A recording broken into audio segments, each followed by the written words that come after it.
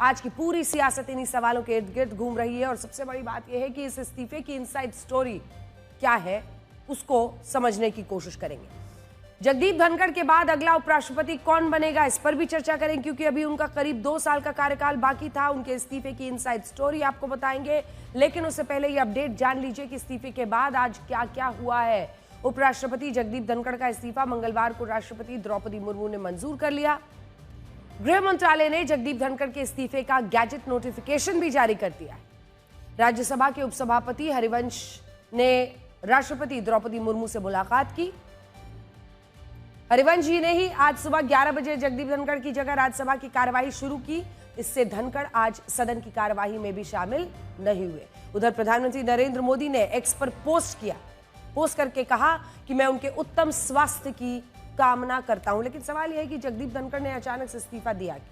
ये समझने से पहले कांग्रेस नेता जयराम रमेश का ये एक्स पर पोस्ट देखिए। इसमें जो बातें लिखी है उनसे बहुत हद तक घटनाक्रम समझ में आ जाएगा। जयराम रमेश ने लिखा है कि कल दोपहर 12:30 बजे श्री जगदीप धनखड़ ने राज्यसभा की कार्य मंत्रणा समिति BAC की अध्यक्षता की। इस बैठक में सदन के नेता JP नड्डा और संसदीय कार्य मंत्री किरेन रिजिजू समेत ज्यादातर सदस्य मौजूद थे।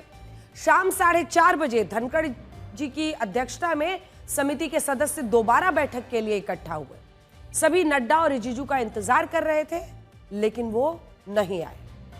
इससे साफ है कि कल दोपहर 1 बजे से लेकर 4:30 बजे शाम के बीच जरूर कुछ गंभीर बात हुई, जिसकी वजह से JP नड्डा और किरेन रिजिजू ने जानबूझकर शाम की बैठक में हिस्सा नहीं लिया। ये तमाम बातें जयराम रमेश लिख रहे हैं क्योंकि वो अपनी तरफ से समझाने की कोशिश कर रहे हैं कि इसमें कुछ ना कुछ काला है, क्योंकि पूरा विपक्ष लगातार एक ही लाइन पर आगे बढ़ रहा है कि अचानक इस्तीफा क्यों दिया, दाल में कुछ काला है। ऐसे में जो जयराम रमेश कह रहे हैं उसमें आगे उन्होंने लिखा है कि श्री जगदीप धनखड़ का इस्तीफा उनके बारे में बहुत कुछ कहता है।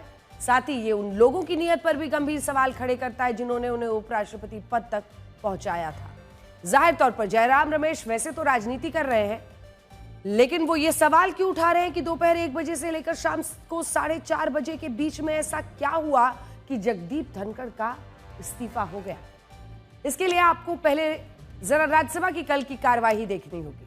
कल राज्यसभा की कार्यवाही में जो पहला पॉइंट जानिए जिसकी वजह से विवाद हुआ, 11:35, जिसमें खड़गे की तरफ से पहलगांव हमले और ऑपरेशन सिंदूर पर चर्चा की मांग।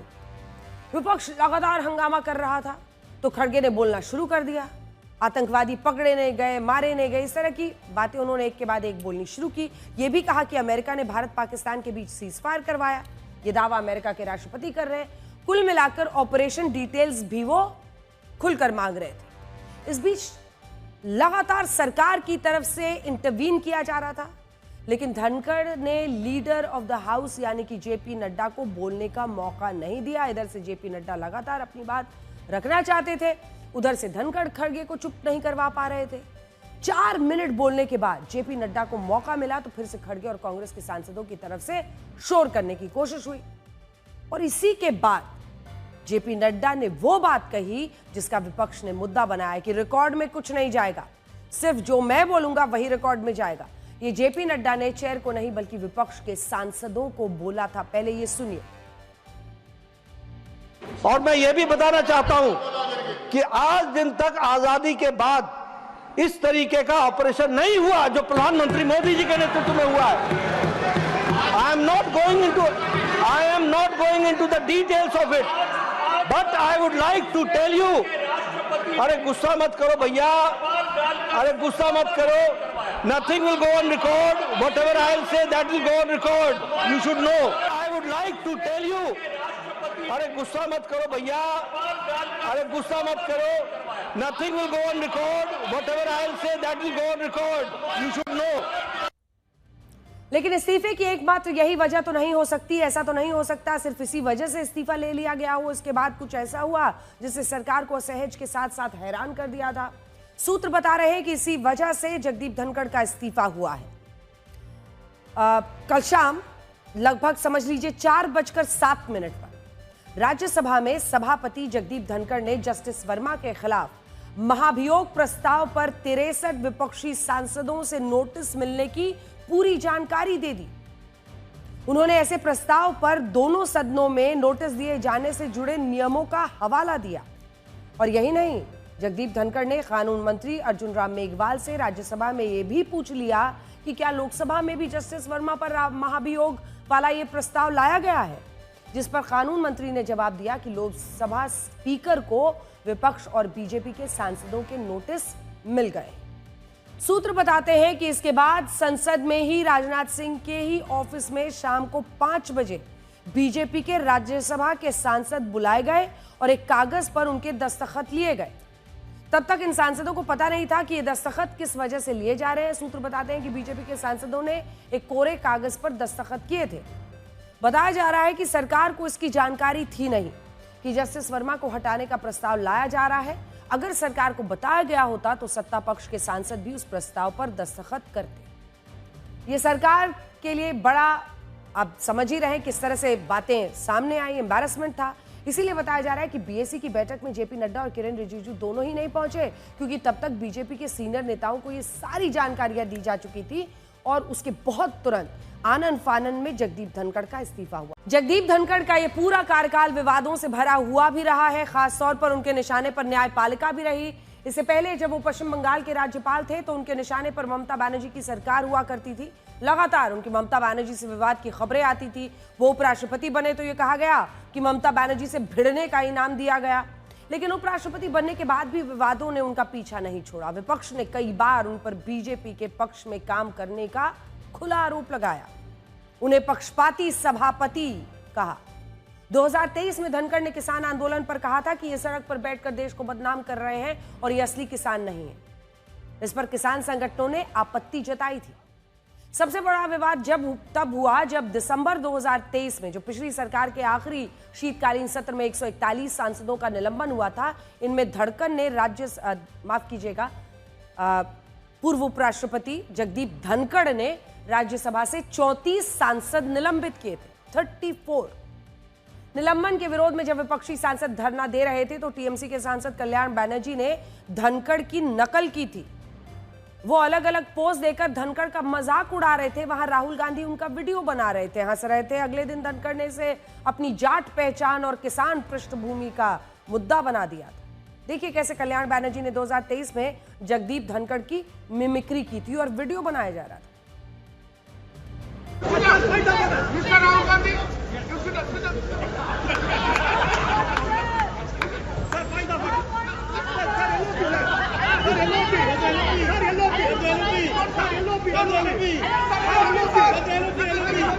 Mr. Rai, you are a lawyer.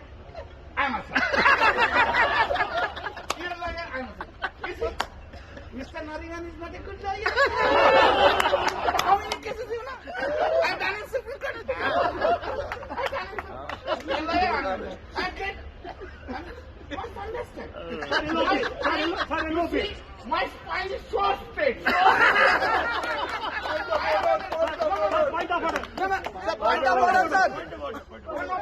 You, Mr. Gandhi, you must understand. Lok Sabha. You must understand that I have been appointed here only to save Narendra Modi. I understand it. My spine is, you see, my spine is very straight, very straight. I am so tall. I am so tall. My spine is so straight. My spine is so straight.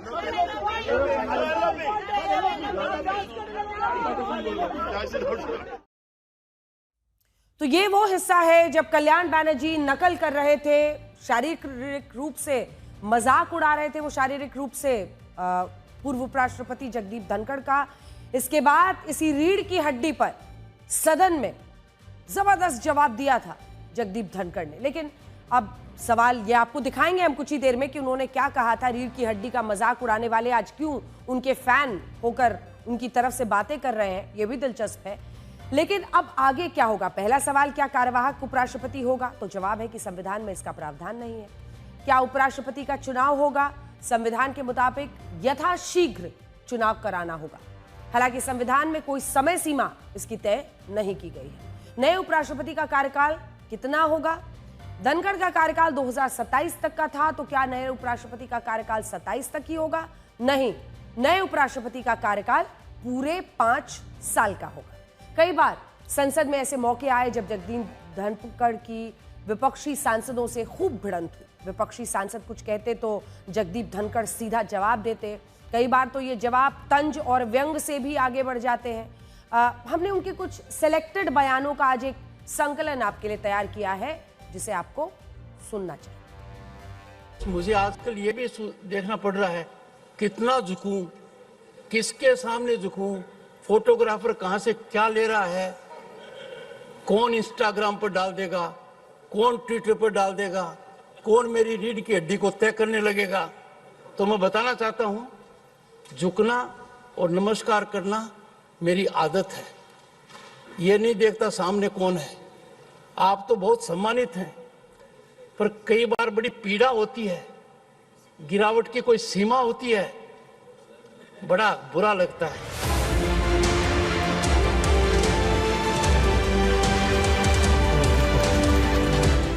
Shrimati Jaya Amitabh Bachchan. Sir, मैं जया अमिताभ बच्चन ये बोलना चाहती हूँ, मैं कलाकार हूँ, body language समझती हूँ, एक्सप्रेशन समझती हूँ। और सर, मुझे माफ करिएगा, मगर आपका टोन जो है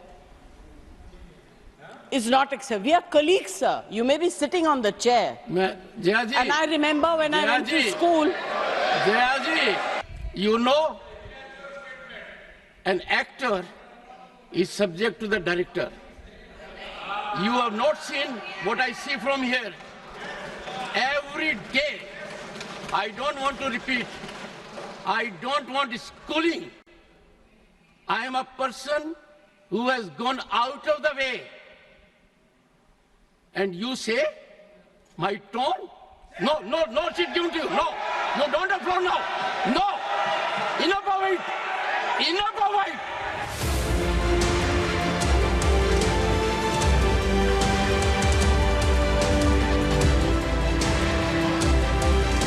कल ही विनंती की, आप जरा गुस्से में थे शायद। I am a married man for more than 45 years. मैं कभी गुस्सा नहीं करता sir. Trust me.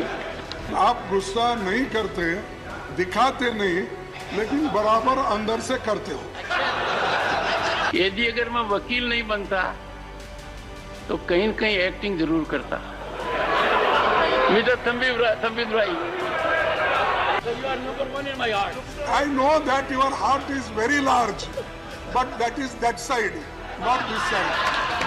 Biologically, heart is on the left side. My heart is this side, sir.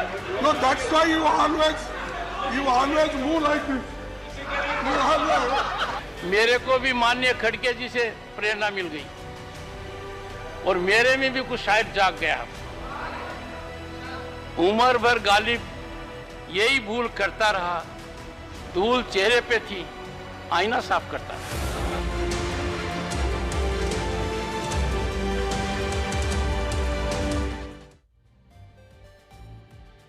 अब पूरी बहस इस बात की हो रही है कि अगला उपराष्ट्रपति कौन बनेगा। कई तरह के नाम हैं, बिहार से लेकर केरल तक के नाम चल रहे हैं। इन नामों पर अभी सिर्फ कयास है, बनेगा कौन ये पता नहीं, लेकिन प्रक्रिया क्या होगी ये हम आपको जरूर बता देते हैं। चुनाव आयोग को अगले उपराष्ट्रपति के लिए चुनाव करवाना होगा, लेकिन उपराष्ट्रपति को सीधे आम लोग नहीं चुनते हैं, बल्कि उपराष्ट्रपति को राज्यसभा और लोकसभा के दोनों सदनों के सांसद चुनते हैं। आने वाले दिनों में चुनाव आयोग चुनाव का शेड्यूल जारी करेगा। फिर इसके बाद राजनीतिक गठबंधन अपने अपने उम्मीदवार का नामांकन भरेंगे। फिर वोटिंग में सारे सांसद वरीयता के हिसाब से, सीनियरिटी के हिसाब से प्रत्याशियों की रैंकिंग करेंगे और उसके बाद से वोट। देखिए, अब ये देखिए कि जीत के लिए कितने वोट की जरूरत होगी।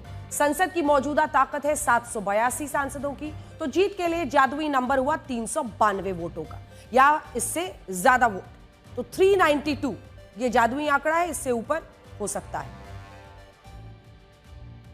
अगर कैजुअल वैकेंसी है which is caused by resignation और अदर नेचुरल रीजंस, तो उस केस में इलेक्शन कमीशन को 6 मंथ्स के अंदर नए इनकम्बेंट को इलेक्ट करके परिणाम दे देना चाहिए।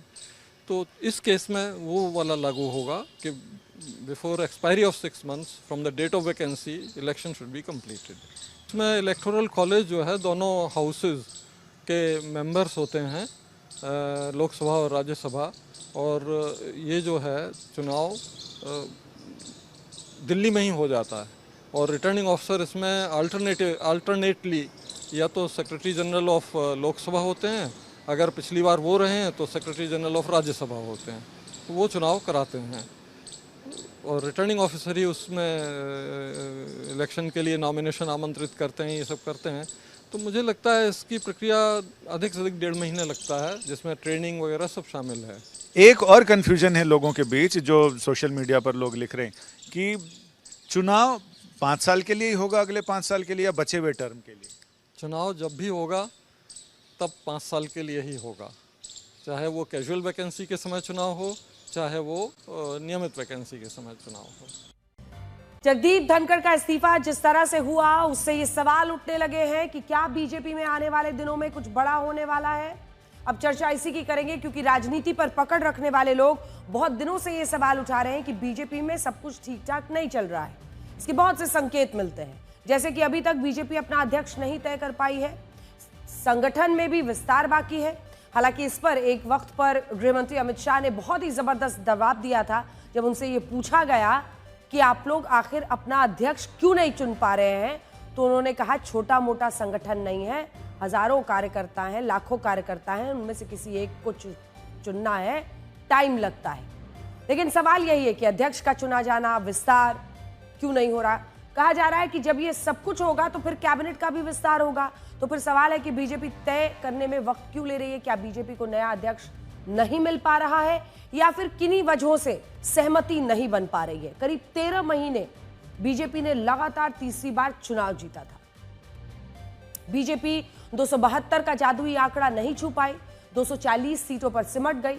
बीजेपी को सरकार चलाने के लिए नीतीश और नायडू का सहारा लेना पड़ा, लेकिन उसी के बाद से बीजेपी में उठापटक भी शुरू हुई थी। लोकसभा चुनाव 2024 के नतीजों के बाद भारतीय जनता पार्टी के भीतर राजनीतिक गतिविधियां लगातार चल रही हैं। पार्टी के अंदरूनी गलियारों में हलचल है, फैसलों को लेकर बैठकों का दौर जारी है और चर्चाएं जोरों पर है कि आखिर बीजेपी के अंदर चल क्या रहा है, क्या कुछ बड़ा होने वाला है। सबसे पहले अध्यक्ष का पद, जिसको लेकर सस्पेंस अभी भी बरकरार है। अब तो लोग ऐसा मानकर बैठे हैं कि अब तो जिस दिन आएगा उस दिन आ जाएगा, इस पर चर्चा भी क्या की जाए। मौजूदा अध्यक्ष जेपी नड्डा का कार्यकाल 2024 के लोकसभा चुनाव तक बढ़ा दिया गया था, लेकिन चुनाव संपन्न होने के बाद भी अब तक नया अध्यक्ष नियुक्त नहीं हुआ है।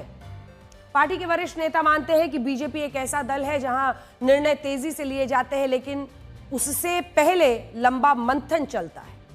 यही कारण है कि राष्ट्रीय अध्यक्ष के नाम पर अब तक अंतिम निर्णय नहीं लिया गया है। अब देखिए दूसरा मुद्दा, अगर आप देखें तो सूत्रों के अनुसार राष्ट्रीय अध्यक्ष का चुनाव उत्तर प्रदेश, गुजरात, हरियाणा, दिल्ली जैसे राज्यों में सांगठनिक चुनाव है उनके बाद ही संभव है। लेकिन इन राज्यों में सांगठनिक चुनावों की तिथि अभी तय नहीं हुई है, जिससे ये प्रक्रिया और लंबी खिंच सकती है। बीजेपी के सूत्रों का कहना है कि राष्ट्रीय अध्यक्ष के चुनाव के तुरंत बाद प्रधानमंत्री नरेंद्र मोदी की कैबिनेट में विस्तार किया जा सकता है। बताया जा रहा है कि इस बार पार्टी की रणनीति युवा चेहरों को आगे लाने की है। साथ ही ये विचार भी किया जा रहा है कि वर्तमान कैबिनेट को संगठन में नई जिम्मेदारियां दी जा सकती है। इसका मतलब समझिए, बीते तमाम चेहरे याद कर लीजिए भारतीय जनता पार्टी से। ऐसे कई लोग आपको देखेंगे जो कैबिनेट मंत्री थे, लेकिन अचानक उन्हें कह दिया गया कि अब आपको संगठनात्मक काम करना है, बीजेपी के लिए काम करना है, और अनुशासन के तहत वो बीजेपी में अब किसी ना किसी पद पर मौजूद है और कैबिनेट मंत्री पद उनके लिए इतिहास हो गया है। देखिए, राष्ट्रीय स्तर के साथ साथ राज्य स्तर पर भी बड़े फैसले लंबित हैं। उत्तर प्रदेश, मध्य प्रदेश, राजस्थान, उत्तराखंड जैसे बीजेपी शासित राज्यों में कैबिनेट विस्तार की चर्चा। पार्टी नेतृत्व इन फैसलों को लेकर जल्द ही निर्णायक कदम उठा सकता है। सूत्र बताते हैं कि 8 राज्यों में कैबिनेट विस्तार की योजना लगभग तैयार है और इसका क्रियान्वयन निकट भविष्य में किया जा सकता है। ये सब तो वो दिख रहा है जो होना ही है, आज नहीं तो कल, मतलब समय बस होना है और जिसमें होना ही है। लेकिन सवाल यह है कि बीजेपी के अंदर पक क्या रहा है। खास तौर पर 2 दिन पहले यूपी के मुख्यमंत्री योगी आदित्यनाथ के दिल्ली दौरे पर सवाल उठ रहे हैं, जहां उनकी मुलाकात प्रधानमंत्री नरेंद्र मोदी गृह मंत्री अमित शाह और बीजेपी अध्यक्ष सबसे हुई। जानकार मानते हैं कि आने वाले दिनों में बीजेपी के लिए बहुत महत्वपूर्ण फैसले लेने का वक्त है और हो सकता है कि जगदीप धनखड़ के इस्तीफे से इसकी शुरुआत हो, क्योंकि अगर धनखड़ का विकेट गिरा है तो विकेट तो और भी गिरेंगे और कई जगहों से गिरेंगे, ऐसा सूत्र बता रहे। अब वक्त बदल चुका है, कई बीमारियों का इलाज खोज लिया गया है, समय पर सही सब स्वास्थ्य सुविधाएं उपलब्ध है, लोग अपने स्वास्थ्य के प्रति ज्यादा जागरूक हैं। वास्तव में उम्र का असर कम उम्र में नजर आ रहा है। WHO के मुताबिक भारत में साल 2024 में औसत जो जीवन प्रत्याशी पुरुषों के लिए लगभग 71 साल है, 70 साल और 8 महीने के आसपास। महिलाओं के लिए 74 साल ज्यादा है, लगभग 4 साल ज्यादा है, जबकि विकसित देशों में ये आंकड़ा 80 साल से ज्यादा है। दूसरे शब्दों में अगर कोई व्यक्ति 7 साल का है तो वो औसतन 15 से 25 साल और जीवित रह सकता है, और वो भी सक्रिय रूप से। आधुनिक रिसर्च उम्र की संख्या के बजाय शारीरिक मानसिक स्थिति पर जोर देता है। हो सकता है कि 60 साल के दो अलग अलग लोग शारीरिक मानसिक रूप पूरी तरह से अलग हो सकता है कि एक व्यक्ति रोज एक्सरसाइज करता हो, तनाव से दूर हो, हेल्दी भोजन करता हो और उसका शरीर 45 या 50 साल के व्यक्ति जैसा भी अंदर से हो सकता है। अब शोधकर्ताओं का कहना है कि बुढ़ापा तब शुरू होता है जब जीवन प्रत्याशा के अंतिम 15 साल बचे हों, यानी बुढ़ापा अब 65 के बाद शुरू होता है और इसे और आगे ले जाया जा सकता है। ये बात समाज में बदलाव को दिखाती है। इसका मतलब ये नहीं कि 7 साल का व्यक्ति कम उम्र का हो गया, उम्र उसकी उतनी ही है, लेकिन वो कम उम्र के व्यक्ति जितना फिट और बेहतर दिखने लगा है। 60 साल की उम्र के लोग भी जिम जा रहे हैं, ट्रैकिंग पर जा रहे हैं, योगा कर रहे हैं, वो सहारा लेने के बजाय सहारा दे रहे हैं। रिटायरमेंट के बाद भी एक्टिव है, दूसरा करियर शुरू कर रहे हैं। हालांकि ये बदलाव शहरों में ज्यादा है, गांवों की तस्वीर अभी भी पुरानी जैसी ही कई जगहों पर है।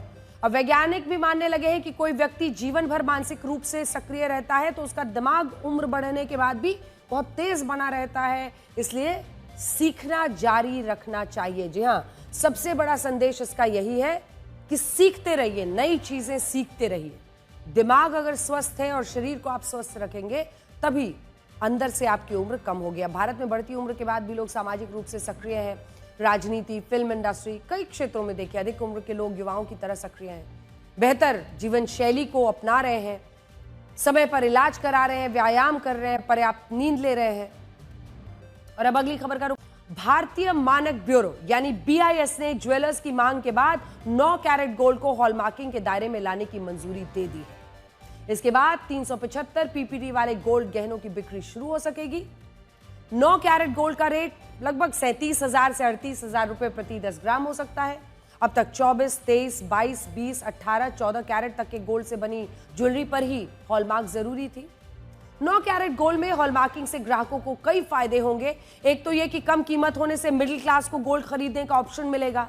दूसरा, इसमें शुद्धता की गारंटी मिलेगी, 9 कैरेट मतलब 9 कैरेट। साथ ही इसमें लोगों का भरोसा बढ़ेगा क्योंकि हॉलमार्क होने से ठगी नहीं हो सकेगी। क्वालिटी कंट्रोल होगा।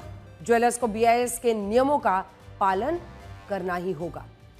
इससे उन लोगों को राहत मिलेगी जो 22 या 24 कैरेट के महंगे गहने नहीं खरीदना चाहते। प्योरिटी, कीमत वाले गहनों के जरिए उनका ज्वेलरी पहनने का सपना भी पूरा होगा। बीते कुछ महीनों में गोल्ड की कीमतों में रिकॉर्ड उछाल आया है। मामूली गिरावट के बाद गोल्ड प्राइस 1 लाख रुपए के करीब बना हुआ है। इसकी वजह से ग्राहक भारी वजन वाले या हाई कैरेट वाले गहने नहीं खरीद पा रहे। सोने की शुद्धता की बात की जाए तो यह भी कैरेट के हिसाब से तय होता है। 24 कैरेट गोल्ड यानी कितना शुद्ध? लगभग 99.9%, ऑलमोस्ट 100%। 23 carat gold 95.8%, 95.8%। 22 कैरेट और नीचे ज्यादातर आप देखेंगे जो ज्वेलरी, क्योंकि जब सोने को अलग अलग आकार में आभूषण बनाना होता है तो माना जाता है कि 22 कैरेट के आसपास का इस्तेमाल होता है। इसकी शुद्धता हो गई 91%, 91.6%। 20 कैरेट 83.3% शुद्धता, 18 कैरेट 75% शुद्धता। बहुत सारे डिजाइनर्स आजकल ज्यादातर 18 कैरेट गोल्ड का ही इस्तेमाल करके आभूषण बना रहे हैं, तो ये 75% प्योर है। और जो 9 कैरेट का गोल्ड है वो 37.7% शुद्ध ही माना जाएगा। IBJ के मुताबिक महंगे दाम की वजह से जून में गोल्ड डिमांड करीब 60% गिर गई थी। पिछले महीने महज 35 टन सोने की बिक्री हुई, जो कोविड के बाद सबसे बड़ी गिरावट रही। डिस्काउंट के बावजूद डिमांड में रफ्तार नहीं लौटने से ज्वेलर्स को भारी नुकसान हुआ। ऐसे में ज्वेलर्स हल्के और सस्ते गहनों को प्रमोट करते हुए दिखाई दिए। कारोबारियों को उम्मीद है कि इससे बाजार में जो कैश फ्लो है वो कम से कम बना रहेगा। लोग कम प्योरिटी वाला ही सही, कम से कम खरीद बिक्री तो शुरू होगी। छोटे ज्वेलर्स हैं उनको एक राहत मिलेगी। BIS का ये कदम कारोबारियों के लिए गेम चेंजर बन सकता है, क्योंकि हॉलमार्किंग के जरिए ग्राहक कम प्योरिटी वाले गहनों को भी भरोसे के साथ खरीद पाएंगे। इससे ज्वेलरी मार्केट में रफ्तार लौटेगी। महंगे गोल्ड के बीच ये नया ट्रेंड कारोबारियों के लिए एक बड़ा सहारा बन सकता है। और बड़ा अजीब दस्तूर है इस दुनिया का। यहाँ झूठ को स्वीकार किया जाता है और सच का शिकार किया जाता है। नमस्कार।